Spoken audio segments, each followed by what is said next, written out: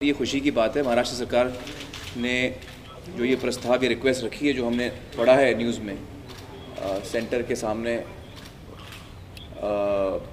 कि इसको मर्डर का दर्जा दिया जाए अगर कोई सेक्स सिलेक्शन करके अबॉर्शन करता है। तो यहाँ पे मैं साफ़ करना चाहूँगा कि अबॉर्शन जो है हिंदुस्तान में लीगल है और रहना भी चाहिए।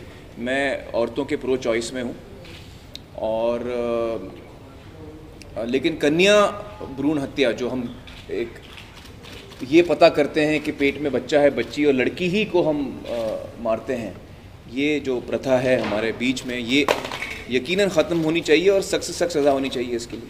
दूसरा सीज़न यकीनन मेरी टीम और मैं हम करना चाहेंगे दूसरा सीज़न, लेकिन इसके बारे में मैं कमिटमेंट अभी नहीं देना चाहता हूँ। उसकी एक वजह है, मैं बताता हूँ क्यों।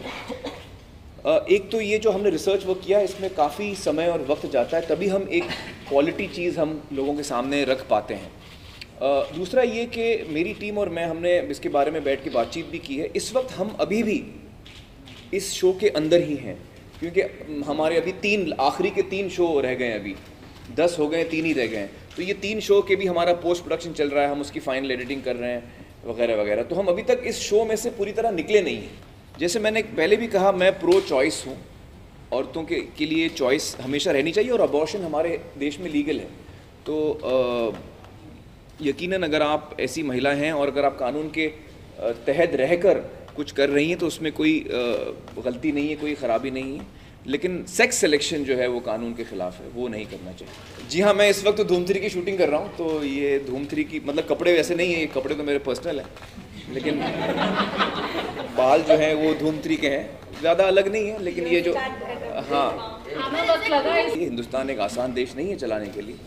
तो इतने आबादी भी है, इतनी कॉम्प्लेक्स सिचुएशन भी है ज़मीनी स्तर पे, तो जाहिर है ये एकदम से कोई चीज़ परफेक्ट नहीं हो जाएगी।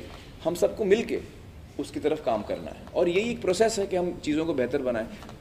रंग दे बसंती में डायलॉग था कि कोई भी देश परफेक्ट नहीं होता, हमें उसके परफेक्ट बनाने की हम कोशिश कर सकते हैं और वही हम कर सकते हैं।